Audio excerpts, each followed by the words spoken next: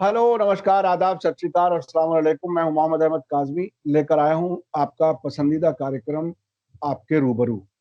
ये कार्यक्रम आपको बहुत इन्फॉर्मेशन देता है और हम कोशिश करते हैं जो देश को इम्पोर्टेंट देश के लिए इश्यूज होते हैं, उसके बारे में हम आपको कुछ जानकार लोगों की मुलाकात कराते हैं आपसे, आपके रूबरू कराते हैं।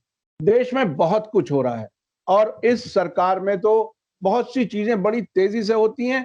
कुछ चीजों का पब्लिक को पता होता है, बहुत सी चीजों का पब्लिक को पता नहीं होता। इस कोरोना के दौर में बहुत सी चीजें नहीं आई, जैसे एजुकेशन पॉलिसी और बहुत सी चीजें आई जिस पर कोई डिबेट नहीं हुआ और पब्लिक में वो अवेयरनेस अब तक भी नहीं है, उसकी डिटेल मालूम नहीं। लेकिन इस सब के पीछे ये 2014 से तो ये सरकार आई है, लेकिन उससे पहले भी कुछ चीजें हो रही थी जिसको आम तौर पर लोगों को नहीं बताया गया था। प्राइवेटाइजेशन एक नई चीज है जो नरसिम्हा राव जी के जमाने से और उसके बाद में मनमोहन सिंह जी के जमाने में शुरू हुई और अब बहुत सी चीजें प्राइवेट हो गई हैं। जहां आप 10-20 साल पहले जा भी नहीं सकते थे, अब वहां वो लोग पहुंच जाते हैं जिनके पास कोई अथॉरिटी नहीं है, लोग कोई स्टेटस नहीं है। मैं बात कर रहा हूं एयरपोर्ट्स की। देश के एयरपोर्ट्स को प्राइवेट हाथों में दिए जाने का सिलसिला लगातार जारी है। 2003 में एक कानून में अमेंडमेंट हुआ और 2006 में एयरपोर्ट्स प्राइवेट हाथों में देने शुरू हो गए। इसके साथ ही हमारी सिक्योरिटी और कई ऐसे संवेदनशील सेंसिटिव इश्यूज हैं जो सरकार के हाथ से प्राइवेट हाथों में चले गए। इस सब के पीछे क्या कुछ है, कितना इसमें गड़बड़ घोटाला है, कितना देश की सिक्योरिटी के लिए एक बड़ा सवाल है। इस पर बात करने के लिए हमारे साथ खास मेहमान हैं संजय शिरोडकर साहब, जो पुणे में हैं। वो आरटीआई एक्टिविस्ट भी उन्हें कहा जा सकता है, हालांकि वो कहते हैं मुझे सिर्फ आरटीआई यूजर कहिए। ये उनका बड़प्पन है। बड़ी तादाद में, हजारों की तादाद में आरटीआई के जरिए अलग अलग इश्यूज पर वो इंफॉर्मेशन हासिल करते रहे हैं, करते रहते हैं।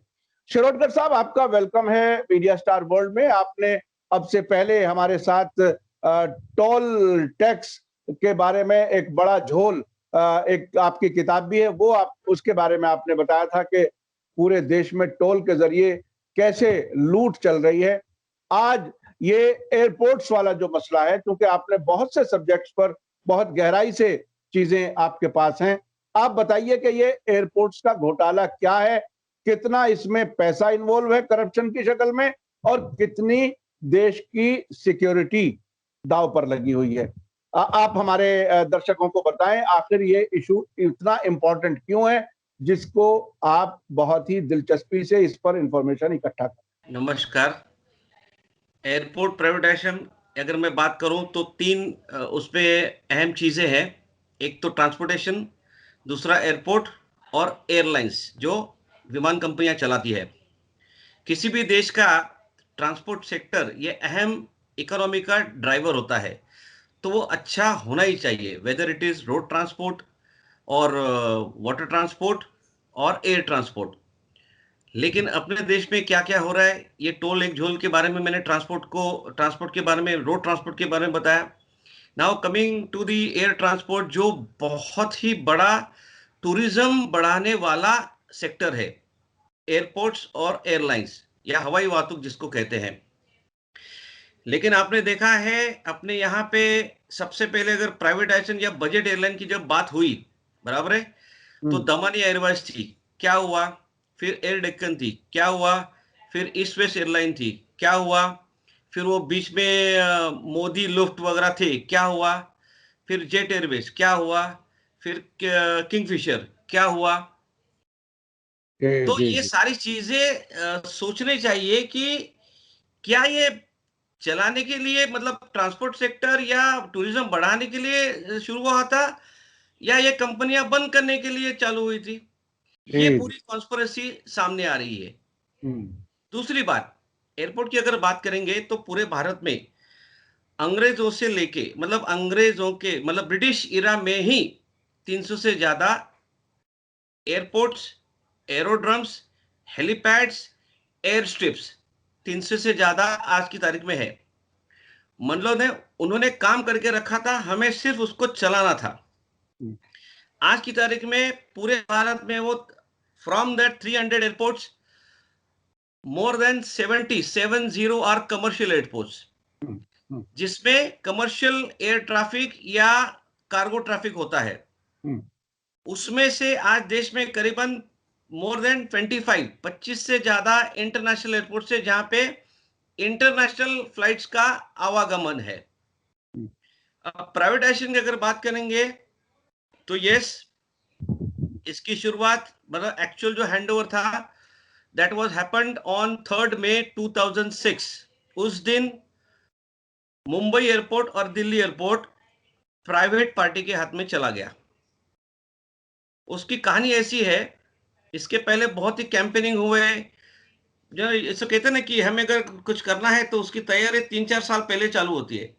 फिर वो केपीएमजी का सर्वे, इसका सर्वे, उसका सर्वे, कि प्राइवेटाइजेशन जरूरी है, वैसा जरूरी। उसी समय अगर आप एयरपोर्ट अथॉरिटी या एयर इंडिया, ये सारी चीजों का अगर आप profit and loss balance sheet देखेंगे तो एयरपोर्ट अथॉरिटी ये पूरे प्रॉफिट में चल रही थी। They were having more than 300 rupees profit annually. तो ये सारी, और एयरपोर्ट अथॉरिटी आज भी सक्षम है। 300 करोड़ आप कहना चाह रहे हैं? 300 करोड़ प्रॉफिट में थी। जी जी जी। तो ये सारी चीजें हैं। अगर एयरपोर्ट अथॉरिटी की पूरी टीम, जिसका टेक्निकल सपोर्ट बहुत ही स्ट्रांग है, एयर इंडिया की अगर बात करेंगे तो एयर इंडिया जैसा ग्राउंड हैंडलिंग स्टाफ या टेक्नोलॉजी या कैपेसिटी या पोटेंशियल आज की तारीख में भारत में किसी के पास नहीं है। लेकिन फिर भी हम लोग क्या देख रहे हैं, we are seeing the disinvestment of Air India. अब ये 100% जो है ब्लेम जो है वो जो भी सरकार चला रही है, जो भी वो बाबू लोग बैठे वहां पे, इनके ऊपर जाता है। अगर प्रॉफिट में चलने वाली कंपनियां या इंस्टीट्यूशन आप ऐसे करने लगे तो as a tax payer, as a citizen, as a इस देश की जनता, हम पूछेंगे आपको कि भाई ये सब कुछ अच्छा चल रहा है तो आपको ये अचानक क्या हो गया, अब इसके पीछे क्या रीजन है। तो अगर मुंबई दिल्ली की बात करेंगे तो इनको प्राइवेटाइजेशन करने के लिए इन्होंने, they have amended the airports authority India act, इसको जून 2003 में अमेंड किया गया और सिर्फ 2 लाइनें उसमें ऐड कर दी। उसके बहाने पूरा एयरपोर्ट सेक्टर प्राइवेटाइजेशन के लिए खुल गया। अब इसकी जरूरत है क्या, मुझे नहीं मालूम। वर्ल्ड क्लास एयरपोर्ट्स दे रहे क्या, मुझे नहीं मालूम।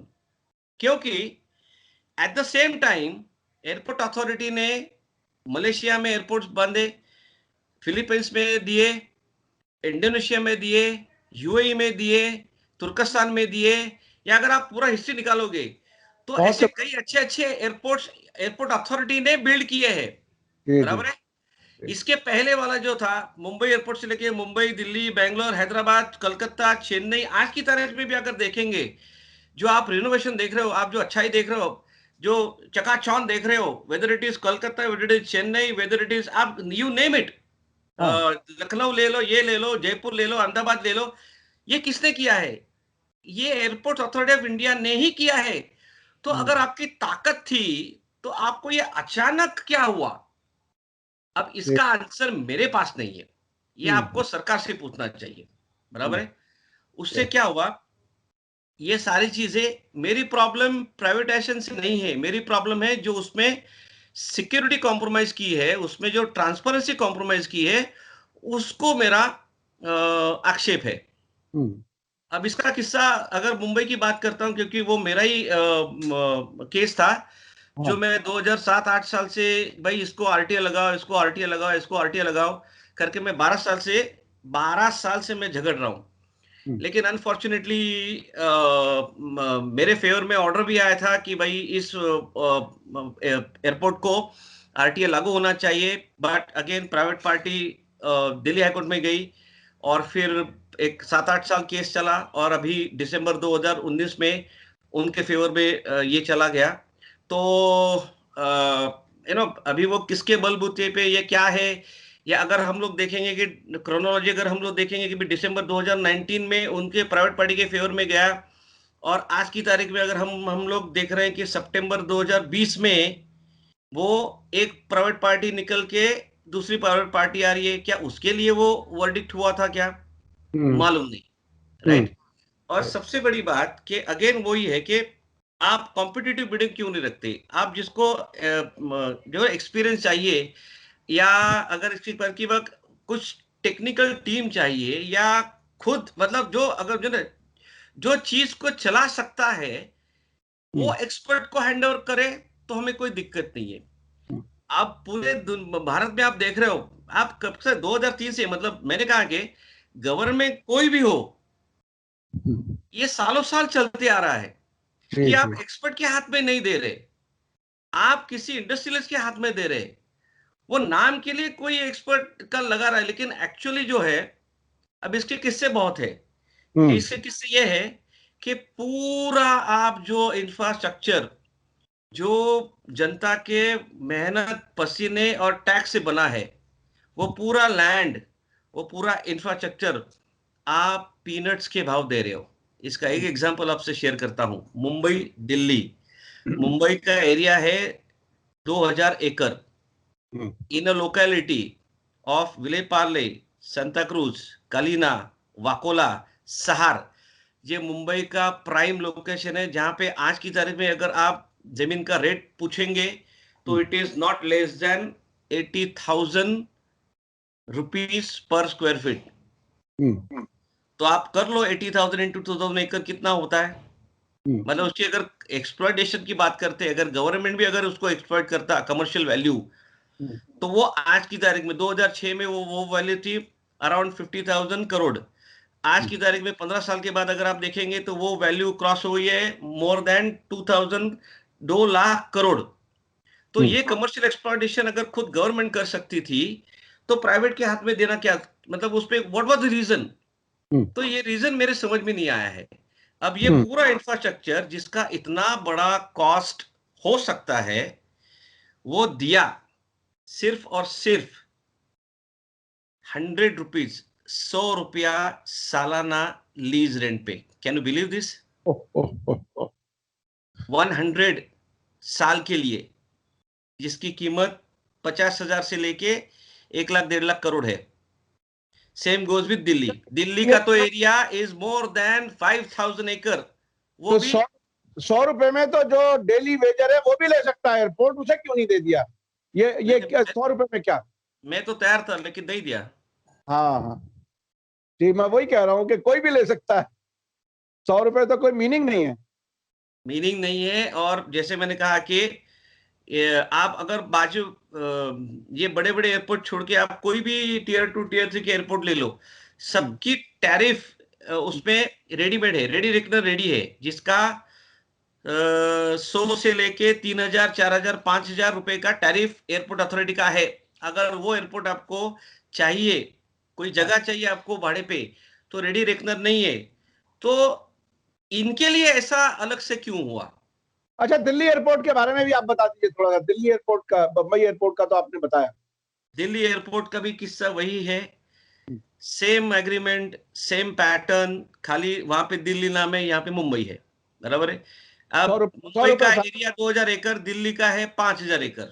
हाँ और प्रॉब्लम यह है कि अगर आप देखेंगे 2003 से लेके आज तक दिल्ली के एयरपोर्ट के आजू बाजू में कितने लैंड स्कैम हुए, हाँ हाँ, जी जी कितने जी। लैंड स्कैम हुए। मतलब ये पूरी टैक्स पेयर का जमीन है, देश की जनता की जमीन है।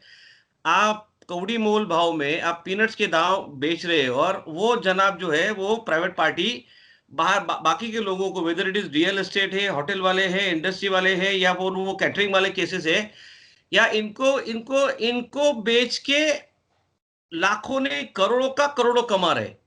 अब जी इसमें बहुत सारे केसेस भी है, दिल्ली हाई कोर्ट में है, सुप्रीम कोर्ट में है, मुंबई हाई कोर्ट में है, लोकल जुरिडिक्शन में है, लोकल कोर्ट्स में है। बहुत सारे लोग फाइट भी कर रहे हैं, लेकिन कुछ नहीं हुआ है, कुछ नहीं हो रहा है। अब दूसरी चीज ये थी कि अगेन इसकी जो टेंडर प्रोसेस थी वो भी अगर आप देखेंगे तो उसमें भी घपला था। मान लो अगर इसमें मुंबई इसमें उस समय रिलायंस डेवलपर भी दावेदार थे। हम्म, अब इसमें जुडिशियली का रोल देखो। हम्म, एक जगह पे आप सालों साल केस चलती है आम आदमी की, डेट्स नहीं मिलती, तारीख नहीं मिलती, अंडर ट्रायल्स उसके सजा से ज्यादा के समय पर अंदर रहते हैं। जी और जी। यहाँ पे ये बड़ा कॉन्ट्रैक्ट बराबर है, जो 7-8 प्लेयर थे उसमें एक रिलायंस डेवलपर भी थे, और उसके उनके फेवर में नहीं गया, या उनको जो ऑब्जेक्शन था, they went to Delhi high court against this tender process. वहां पे 3 महीने में निकाल आ गया रिलायंस के अगेंस्ट। हम्म, उसके बाद they went in to supreme court, hmm, again 3 महीने में निकाल आ गया, रिजल्ट आ गया अगेंस्ट देम। हम्म, अब ये क्रोनोलॉजी समझो कि उस समय किसकी गवर्नमेंट थी हाँ, और ये कौन थे। अभी क्या हो रहा है, पासा पलटी हो गया शायद। हम्म, मुझे पॉलिटिक्स में कोई भी इंटरेस्ट नहीं है। माय पॉइंट इज, अगर ये ऐसे सारे केसेस, कोई भी केस हो, वो हाई कोर्ट में 3 महीने में रिजल्ट आता है, सुप्रीम कोर्ट में 3 महीने में रिजल्ट आता है, 6 महीने में एक केस रफा दफा होती है, भले किसी के भी फेयर में वो रिजल्ट जाए, कोई दिक्कत नहीं है। तो यही न्याय आम आदमी के केस में क्यों नहीं है? जी उसको सालों साल, 5 साल, 10 साल, 20 साल, 25 साल, 50 साल झगड़ना पड़ता है। जी, मेरा ये कंसर्न है, क्यों ये क्यों? हम्म। आम आदमी को एक न्याय, बाकी को एक न्याय। अच्छा चलो अच्छा, वो छोड़ मैं दो। ये समझना चाहूंगा कि अभी तक कितने एयरपोर्ट प्राइवेट हाथों में जा चुके, और किस कौन कौन उसके मालिक हैं, कौन कंपनियां हैं जिनको ये प्राइवेट एयरपोर्ट अब तक दिए गए हैं इतने यस, कौड़ी के दाम पर, और वो दूसरे पार्टी से बहुत महंगा किराया लेकर के होटल्स और दूसरे एयरपोर्ट्स में ड्यूटी फ्री शॉप वगैरह वगैरह बहुत सी चीजें होती हैं इनकम के लिए, उनको बहुत बड़ी रकम से वो पैसा लेकर के वहां जगह देते हैं और खुद 100 रुपए सालाना देते हैं। ये कौन कौन कंपनियां हैं और किनको कितने एयरपोर्ट जा चुके हैं अब तक? मुंबई गया, हम्म, दिल्ली गया, बेंगलोर में सिटी में एक था केम्पेगौड़ा, वो छोड़ के कुछ बन्नाड़े करके कोई एरिया है, मतलब वहां से एक 30-40-50 किलोमीटर दूर, वहां पे एक नया हो गया। हैदराबाद में ऑलरेडी वो शमशाबाद, बेगमपेट था। शमशाबाद एयरपोर्ट कह रहे हैं आप? शमशाबाद भी, और हाँ एग्जैक्टली exactly। तो हाँ, वो, और फिर हैदराबाद में बेगमपेट भी था, जी जी, और आगे हो गया, बराबर है। उसके बाद फिर कोच, ये 5 मेजर जो मैंने देखा है वो थे। अब हाँ, रिसेंटली 1-2 साल पहले ये चालू हुआ, दे स्टार्टेड उसका सेकंड फेज जो था, सो कॉल्ड, हम्म, उसमें कोलकाता था, चेन्नई था, लेकिन जो लोकल सबसे बड़ी एयरपोर्ट यूनियन है, एयरपोर्ट अथॉरिटीज या एम्प्लॉयज यूनियन, जो AAEU जो है, हाँ, they fought well, they are fighting, वो फाइट भी कर रहे हैं। तो अब तक कोलकाता चेन्नई बचा हुआ है, हम्म, लेकिन साइमल्टेनियसली अहमदाबाद, जयपुर, लखनऊ, गुवाहाटी, त्रिवेंद्रम हम्म। और मंगलुरु, ये प्राइवेट हो गया। और ये किन लोगों को गए, किन कौन सी कंपनियां हैं जिनको ये तो गए हैं? मुंबई जीवीके हाँ, कंसोर्शियम, मतलब हाँ, 4-5 कंपनी होती है, हाँ, मेन बैनर जीवीके। उसके बाद जीवीके के पास ये, और मेरे ख्याल से बेंगलोर है हाँ, जीवीके। दिल्ली और Hyderabad GMR, hmm, both parties are from Hyderabad. Hmm, उसके बाद अभी आप रिसेंटली अगर देखेंगे तो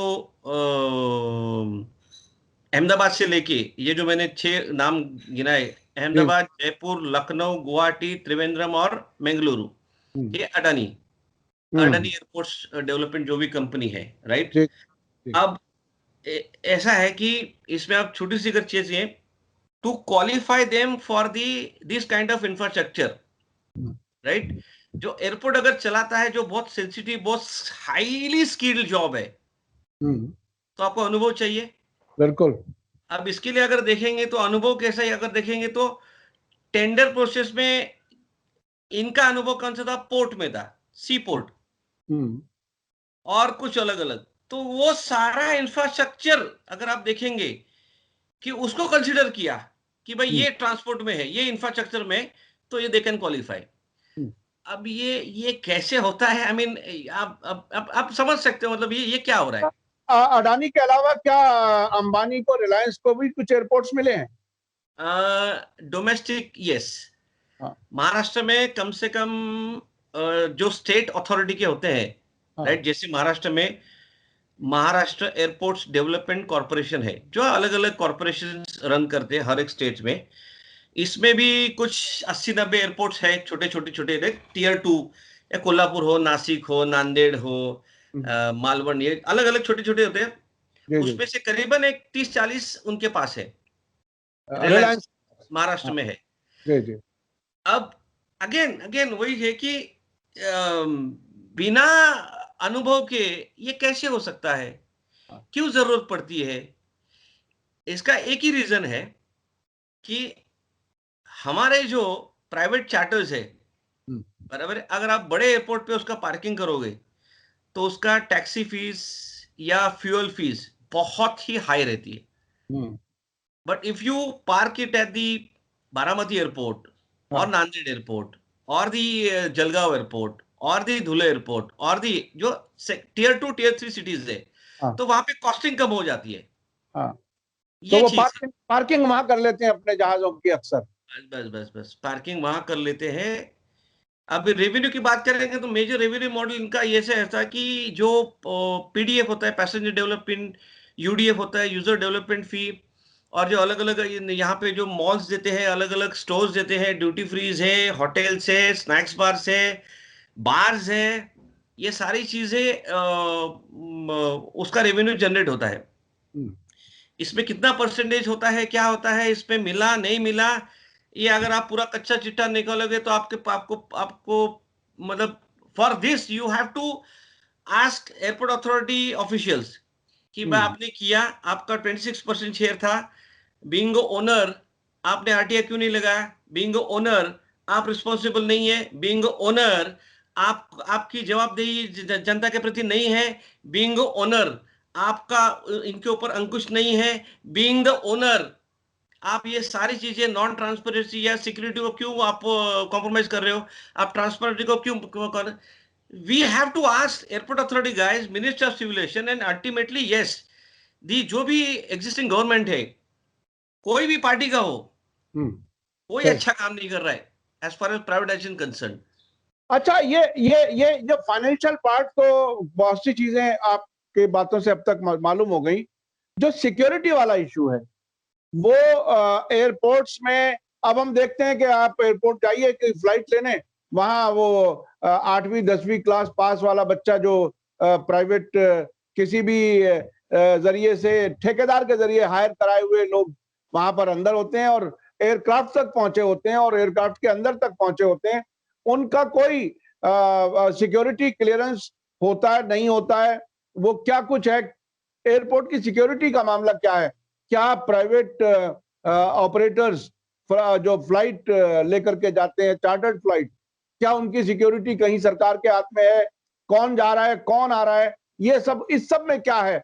क्या सूरत हाल है इस वक्त एयरपोर्ट्स की? आज की तारीख में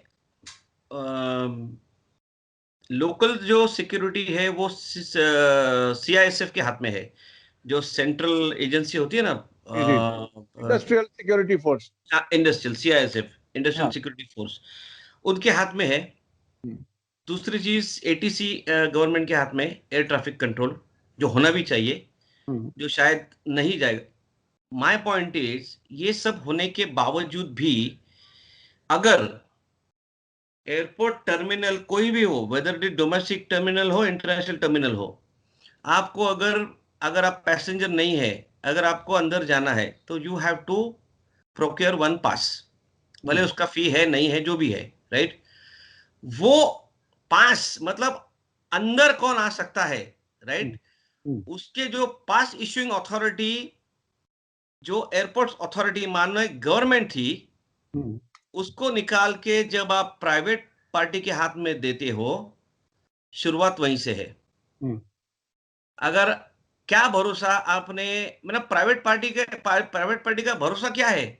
आपने जी, किसको अंदर लाया, किसको बाहर भेजा, किसको अंदर से घुमा के बाहर भेज दिया, यू नेवर नो, राइट? हम्म, फिर मेरा मानना है, फिर वो दूसरी चीज, अगर मुंबई एयरपोर्ट की बात करें, एक 5 स्टार होटल ऐसे बिल्ड किया है, एकदम रनवे के नजदीक, एकदम रनवे के नजदीक लग के। तो हम्म, मतलब ऐसा है कि मतलब ये सारी चीजें अगर मुझे वहां बिना जाने अगर पता चलती है, बिकॉज ऑफ हाँ, आरटीआई, हाँ, तो ये क्या कॉम्प्रोमाइज हुआ? हम्म, आपका एयरपोर्ट डायरेक्टर फॉरेन नेशनल कुछ साल होता है, आप हाँ, 2-2 3-3 साल बिना मास्टर प्लान आप एयरपोर्ट बिल्ड करते हो, बराबर है? आपके पास जो स्पेशल प्लानिंग अथॉरिटी होती है वो 3-3 साल तक नहीं होती। अरे गांव में कहीं भी आप छोटा घर भी बांधो तो आपको प्लान सैंक्शन करना पड़ता है, यहाँ तो 3-3 साल इतना बड़ा infrastructure without special planning authority, without master plan चलता है। तो या ये सिक्योरिटी कॉम्प्रोमाइज नहीं हो रही है? हम्म, या अगर मान लो कल खुदा ना खास्ता वो नौबत ना आए, हाँ, मेजर वॉर ब्रेकआउट हो गया, हाँ, ओके, जहां पे ये अपने सारे मेयर, हम्म, तो मेजर एयरपोर्ट अगर, वहां पे कुछ भी हो सकता है। बिल्कुल, वहां पे अगर सरकार का हाथ में अगर कुछ है तो ये भरोसा नहीं है ना हमें हम्म, कि ये अब ये एलिगेशन तो बहुत गलत होगा, ये मैं नहीं करना चाहता, लेकिन ऐसी चीजें हैं कि यार वो कितना डेटा, अगर आप देखेंगे, अगर आप ईमेल का बात करेंगे, तो इट हाँ, इज नॉट एयरपोर्ट अथॉरिटी या gov.in है, वो आप हम्म, देखेंगे कि वो प्राइवेट जो सर्वर है, हाँ, जैसे अपने मुंबई की बात करें तो gvk.co.in या जीवीके, तो आप कम्युनिकेशन भी कर रहे हो तो वो कम्युनिकेशन प्राइवेट पार्टी के सर्वर पे जा रहा है, सही, ना कि गवर्नमेंट के। तो ये आप आज की तारीख में आप देख रहे हो साइबर साइबर सिक्योरिटी का कितना प्रॉब्लम जी, हो रहा है, जी, जी, राइट? जी, तो ये सारी चीजें है, ये सारी चीजें और सबसे बड़ी बात, जैसे मेरे पास एक किस्सा है, ग्राउंड हैंडलिंग एजेंसी, हाँ, ये हर एयरपोर्ट पे बहुत सारे रहते हैं, हम्म, राइट?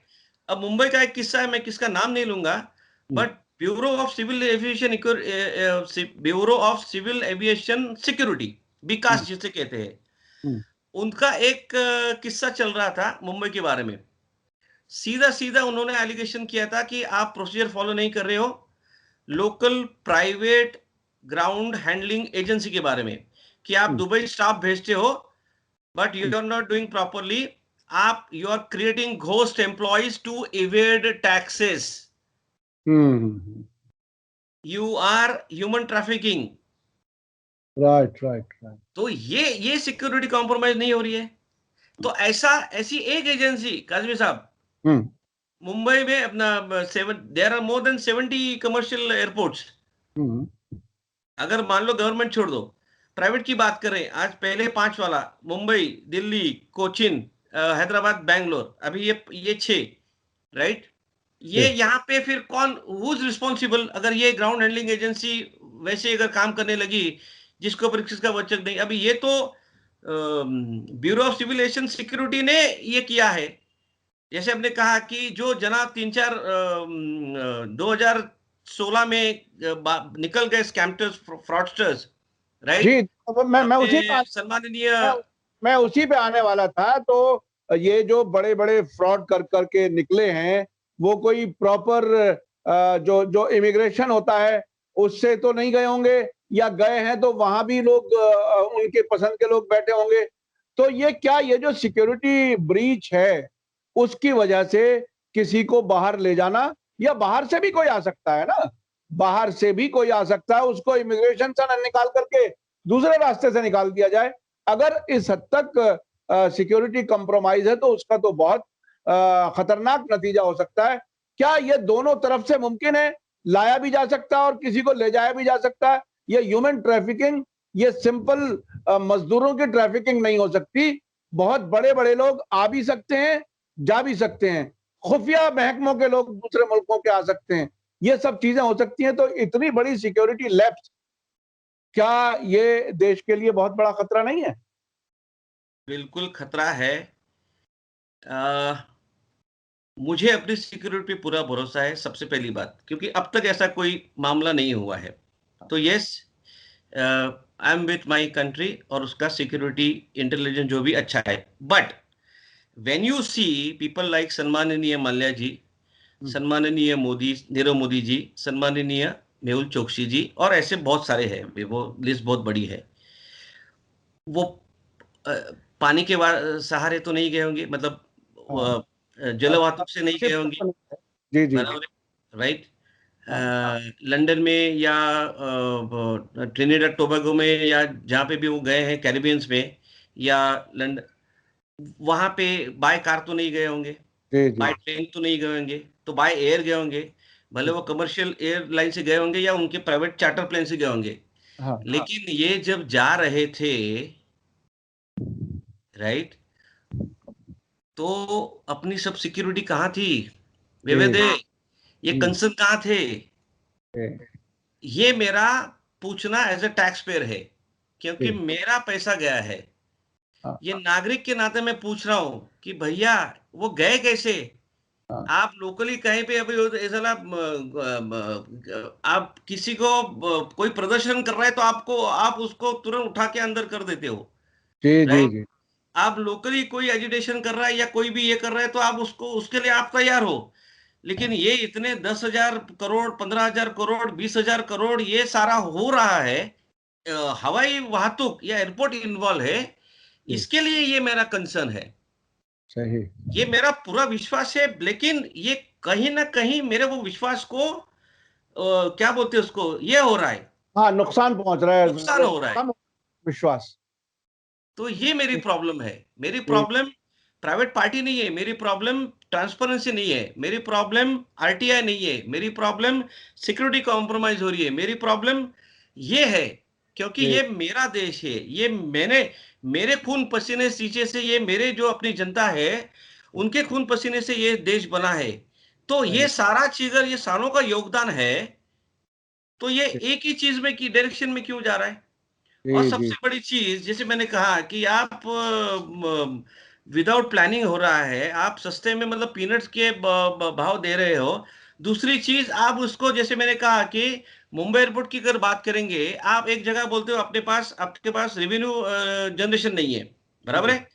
2006 में मुंबई एयरपोर्ट को, जो बावजूद उस समय वो 5,000 करोड़ का प्रोजेक्ट था, तो हम्म, उसका 5%, it was around 250 crore stamp duty लागू थी। हम्म, उसको आपने वेव ऑफ कर दिया, माफ कर दिया, यानी बिल्कुल फ्री में ला करके बिठा दिया आपने, फ्री में कुछ लाके भी। बिठा कर दिया। आप इतना उसको फेवर कर रहे हो और फिर सरकार ने, आप सरकार को कुछ नहीं मिला, देश को कुछ नहीं मिला, प्राइवेट पार्टीज का पेट भरा जा रहा है, ये आपका कहना है। तो ये बहरहाल शिरोडकर साहब, आपने बहुत ही अहम बातों की तरफ इशारा दिया। अगर कोई बात आखिर में समअप करने के लिए आप कुछ कहना चाहें, क्योंकि यस, वक्त बहुत हो चुका है, सोशल मीडिया पे बहुत ज्यादा लंबी बात नहीं कह सकते, आखिर में आप लोगों को क्या लास्ट कहना चाहते हैं? लास्ट एक ही किस्सा है इन सारी चीजों में। ये कंसोर्शियम में मॉरिशस बेस्ड कंपनीज आती है, जिनका, अब मॉरिशस क्या है सबको मालूम है, टैक्स हेवन है। जी पर अब जी इसके बारे में, इसमें भी दो कंपनियां थी। तो मैंने जब पूछा कि भाई ये इसका प्रमोटर कौन है, पेड अप कैपिटल किसका है, कौन है, क्या है लोग, ये किस्सा मैंने स्पेशली एक्सा ग्लोबल लिमिटेड और बिट सर्विसेज डिवीजन मॉरिशस के बारे में पूछा था। ये मैंने आरटीआई पूछा था, Airport Authority of India, Ministry of civil Aviation, Airport Economic Regulatory Authority, finance ministry, planning commission, law, अपना लीगल मिनिस्ट्री, आरबीआई तक का पूछा था। एक ने भी जवाब नहीं दिया वो कंपनीज के बारे में कि वो कौन थे, किसकी कंपनी थी। आरबीआई ने एक खाली मुझे आंसर दिया, यस ऑटोमेटिक रूट से पैसा आता है, एफडीआई आती है, लेकिन ये किसका पैसा है, कहां से आता है, इसका आंसर आरबीआई ने भी नहीं दिया। तो क्या ये सिक्योरिटी कॉम्प्रोमाइज नहीं है? जी जी जी जी। एंड और लास्ट लास्ट और कौन सी, और वो कौन सी बात है जो आप अपने लोगों से छुपा रहे हैं, जिनको राइट टू एग्जैक्टली, इंफॉर्मेशन में एक हक दिया है, वो आप छुपा रहे हैं। देश के कानून के खिलाफ आप जनता से छुपा रहे हैं, जिनके टैक्स से पूरा देश चलता है। तो मेरा ये बहुत बहुत बड़ी बात है। और कुछ आप कहना चाहते एक लास्ट सेंटेंस, मेरा हैं? वही कहना है कि जी करप्शन को एक एक एक पल के लिए बाजू में रख दो, ठीक है, वो जी तो जी। 1947 से चल रहा है। हाँ मेरी जमीन, मेरा इंफ्रास्ट्रक्चर, देश की जमीन, देश की तिजोरी, आप अच्छे काम के लिए प्रोजेक्ट कर रहे हो, आपका हवाई वाहतूक है जिससे टूरिज्म बढ़ेगा, ये इकोनॉमी बढ़ेगी, सारी चीजें अच्छी है, सारी चीजें अच्छी देश के लिए होने वाला है। आप अच्छा खासा एयरपोर्ट देने वाले हो, आप रियल एस्टेट देने वाले हो, आप टूरिज्म बढ़ाने वाले हो, आप सब देश के लिए सब कर रहे हो, करना चाहते हो, तो आप इंफॉर्मेशन क्यों छुपाते हो? जी आप माहिती अधिकार, राइट टू इंफॉर्मेशन क्यों नहीं लगाते? और ये जी जिम्मेदारी प्राइवेट पार्टी की नहीं है, ये फेल्योर है सेंट्रल गवर्नमेंट का, स्टेट गवर्नमेंट का। जी जी ये क्यों कंपल्शन नहीं करते? Nothing doing, if it is under BOT project, build operate transfer, if it is under PPP project, public private partnership project, by default RTR लागू है, because you are running a project which is a public property.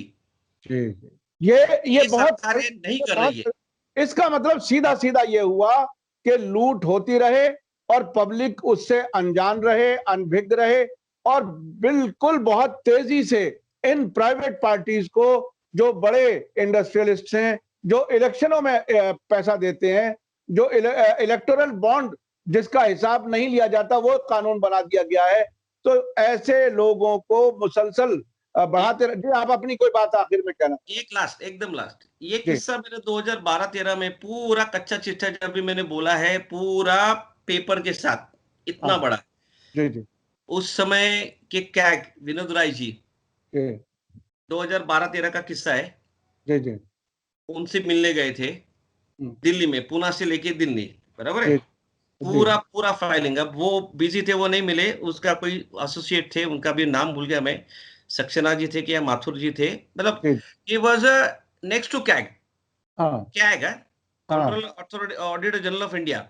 जी ये जी सारा मैंने बोला आप कुछ करो, आज तक थरो ऑडिट नहीं हुआ, ना जी जी। दिल्ली का हुआ है, ना मुंबई का हुआ है, और ना ये प्रॉब्लम है। हाँ, ये इसका सीधा सीधा मतलब यह है कि बड़े लोग उसमें इन्वॉल्व हैं, जो सरकारों को चलाने वाले हैं वो अनदेखी कर रहे हैं, वो फेवर कर रहे हैं कुछ ऐसे लोगों को जिनके नाम पूरे देश को एक तरह से लुटाया जा रहा है। और जैसा कि आपने बताया कि इतनी हजारों एकड़ की जमीन 100 रुपए साल पे दे दी जाती है, और वो अरबों रुपया कमाता है, और वो सरकार को उसमें से कुछ नहीं मिलता। जी, आप एकदम कुछ फिर लास्ट कह पॉइंट, रहे। एकदम हाँ एकदम टोटल लास्ट पॉइंट, जी जी जो मुंबई में हुआ हाँ 80 के बाद, 80-85 के बाद गिरणी कामगार लोगों का ये स्ट्राइक हुआ, हाँ फिर जितनी भी मिले गई वहां पे सब स्ट्राइक स्क्रेपर आए। मुंबई वो किस्सा गिरण गांव के जैसे मशहूर है, जी जी जी पूरे गिरणी कामगार तहस नहस हो गए, बर्बाद हो गए।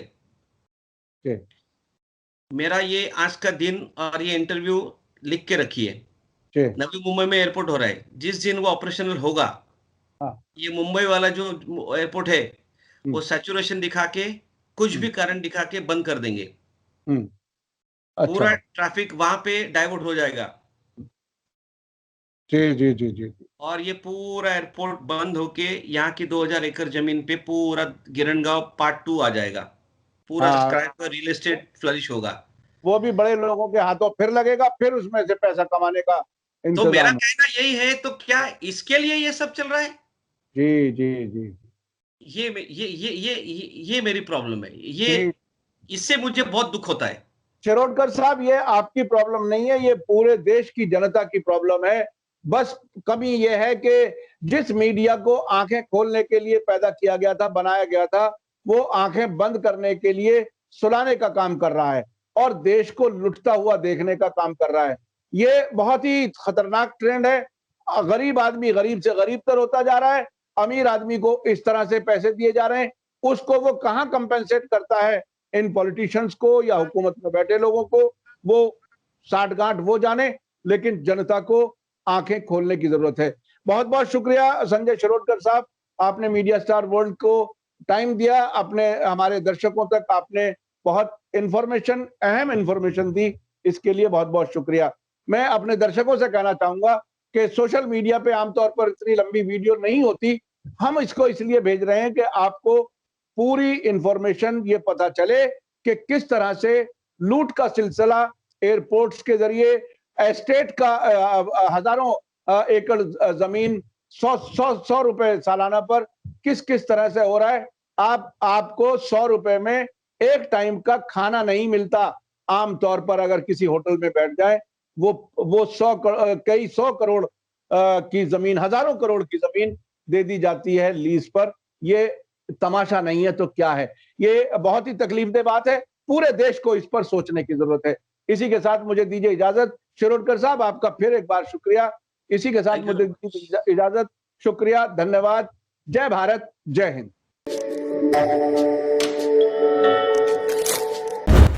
मीडिया स्टार वर्ल्ड के और वीडियो देखने के लिए हमारे चैनल को सब्सक्राइब करें और सीधे नोटिफिकेशन पाने के लिए बेल आइकन दबाएं। और अगर हमारी खबर सच्ची और अच्छी लगे तो अपने व्हाट्सएप, इंस्टाग्राम, फेसबुक और ट्विटर अकाउंट पर जरूर शेयर करें।